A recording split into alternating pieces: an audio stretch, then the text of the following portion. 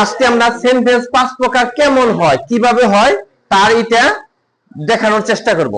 এখানে একটা বাক্য লিখছি, হাবিব রিডস ইন ক্লাস কি 8। Habib reads in class 8। এখানে প্রথমে দুইটা অংশ দেখাবো সাবজেক্টে। কয়টা অংশ দেখাবো?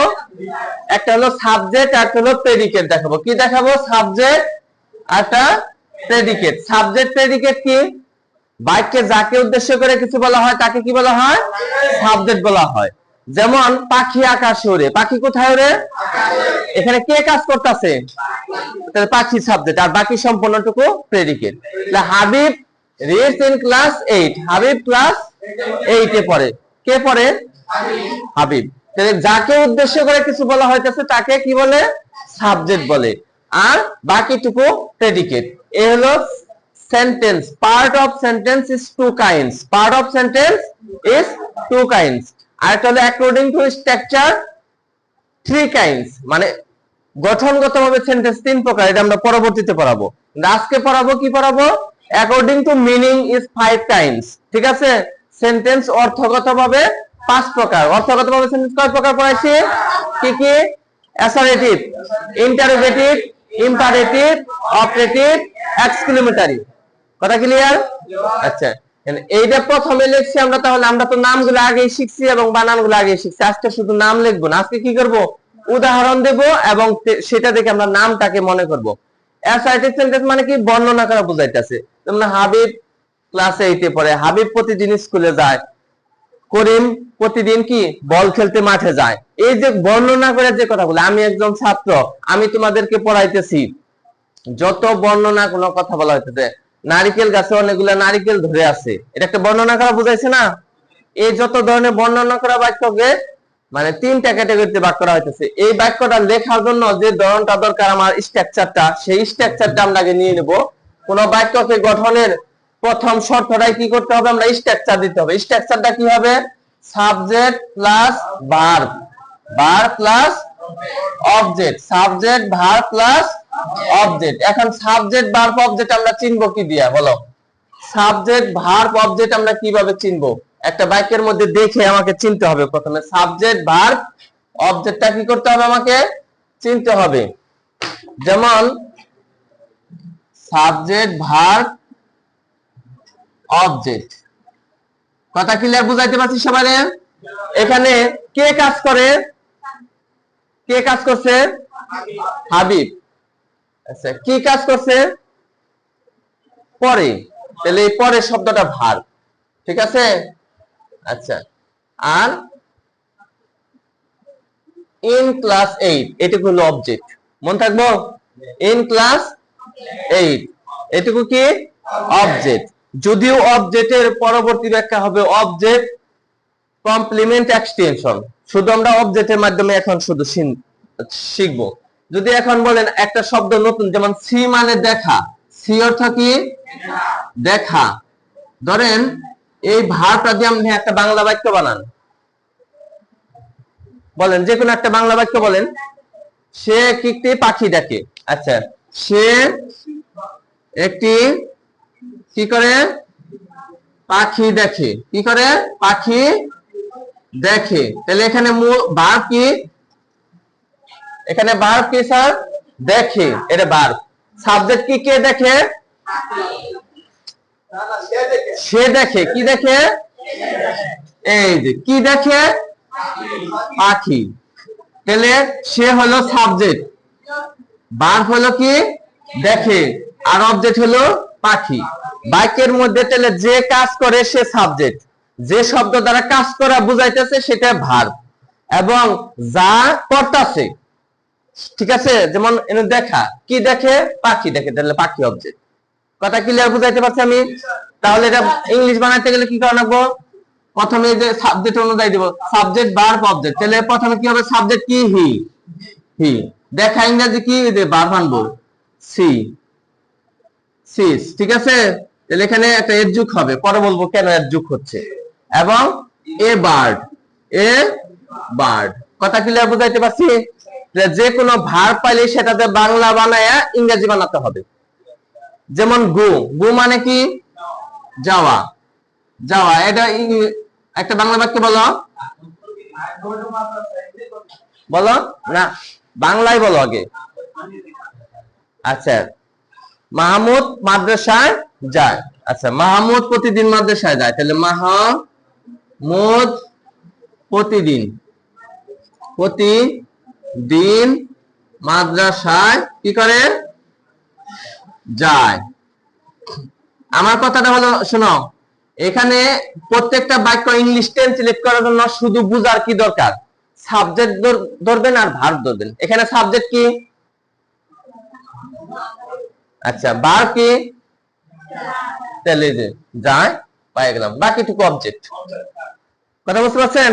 বাকিটুকু অবজেক্ট। আর বাক্যের মধ্যে যখন সময় শব্দটা থাকবো, কি থাকবো, সময় শব্দটা শব্দের শেষে বসামো, বাক্যের শেষে বসামো সময়। বুঝতে পারছেন? তাহলে এখানে কি সাবজেক্ট, ওই যে লিখে দিছি নিয়মটা, যে যখন ইংলিশে বাক্য লিখবো আমি, তখন অবশ্যই আগে সাবজেক্ট লিখবো, পরে ভার্ব লিখবো, পরে অবজেক্ট লিখবো। কথা ক্লিয়ার বুঝাইতে পারছি?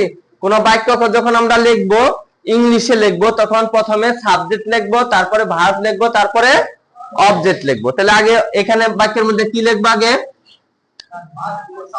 সাবজেক্ট। সাবজেক্ট কি, মাহমুদ, মাহমুদ, তাই না?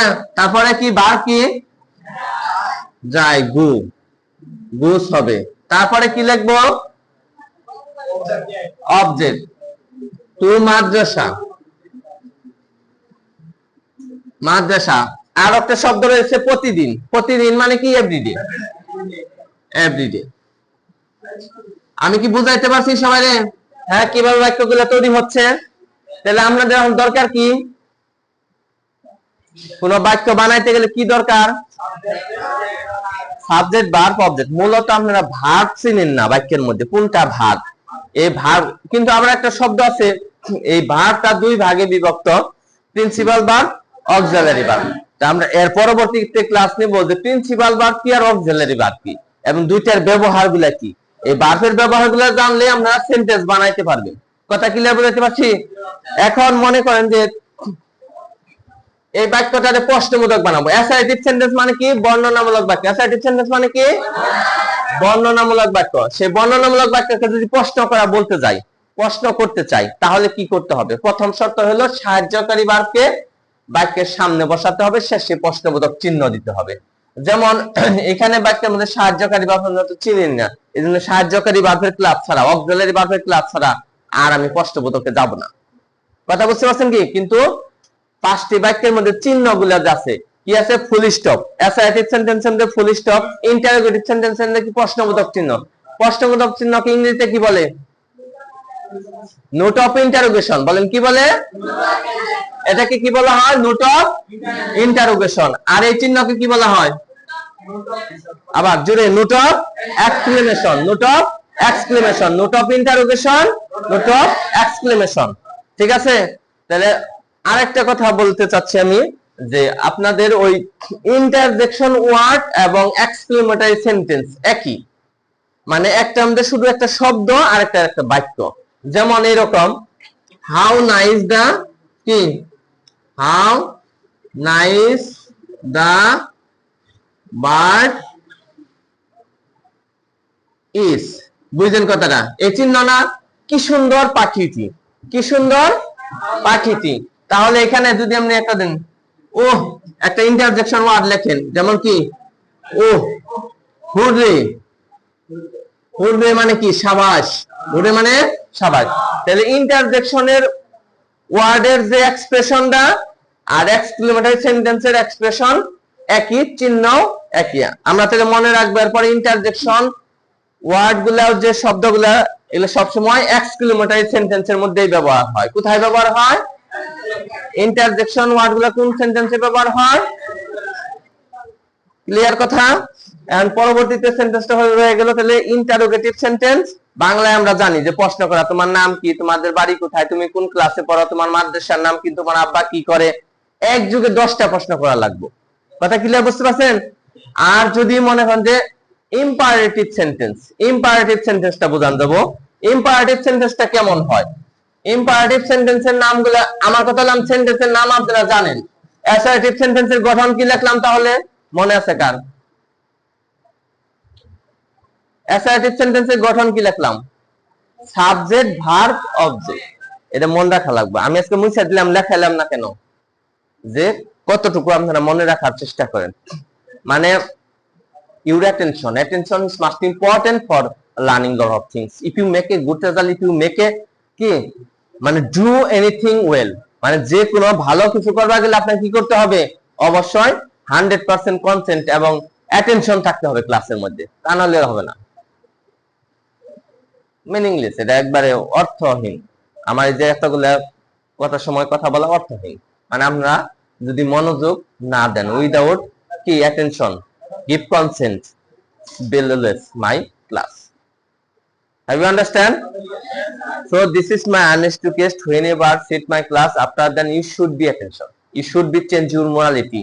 That if you lose any second, you will be lost any good things. যদি একটা সেকেন্ড নষ্ট করেন, আপনি ভালো একটা জিনিস হারিয়ে যাবেন। কথা বুঝতে পারছেন? তো ইম্পারেটিভ সেন্টেন্সের মূল এটা হলো ভার্ব প্লাস অবজেক্ট। কি? Verb plus object. Verb plus object কি? যেমন তাহলে এখানে যেমন এটা আদেশ সূচক বাক্য। কি কি বলা হয়? আদেশ সূচক বাক্য বলা হয়, অনুরোধমূলক বাক্য বলা হয়, অনুমতি যুক্ত বলা হয়। যেমন sir may I coming sir বলেন না, অনুমতি নেওয়া বা অনুমতি দেওয়া, আদেশ, নিষেধ, উপদেশ, ভালো কাজের আদেশকে বলা হয় উপদেশ। যেমন শুধু বলে এই বাইরে যাও, গো আউট বলি না, বাইরে যাও, কি বলি? বাহিরে যাও, বাহিরে বাহিরে যাও, বাহিরে যাও। তাহলে এটা কি বলি? যে বারটা, এই যে বারটা আগে এসে পড়ছে, গো আউট। ক্লিয়ার কথা বুঝাইতে পারছি কি? Go out. অঙ্কটি করো, ডু দা সাম, ডু দা সাম, অঙ্কটি করো। ক্লিয়ার বুঝাইতে পারছি? তাহলে এটা আগে ভার্ব আছে। তাহলে আমরা পরবর্তী ক্লাসে কি করব? মানে ইন্টারোগেটিভ সেন্টেন্সের জন্য অবশ্যই আমরা ভার্ব দুই প্রকার, প্রিন্সিপাল ভার্ব এবং অক্সিলারি ভার্ব বুঝে নেব। কারণ যে কোনো বাক্যকে নেগেটিভ করতে গেলে, ইন্টারোগেটিভ করতে গেলে অবশ্যই সেখানে কি করতে হয়? অক্সিলারি ভার্বের ব্যবহার করতে হয়। অক্সিলারি ভার্ব জানা ছাড়া কি আমরা আর ইন্টারোগেটিভ সেন্টেন্স শিখতে পারবো? ঠিক আছে, ধন্যবাদ সবাইকে। তাহলে আগামী ক্লাসে আমরা কি করব? পরবর্তী বাক্যগুলো এবং অক্সিলারি ভার্ব প্রিন্সিপাল শিখবো। ঠিক আছে, ধন্যবাদ। আসসালামু আলাইকুম।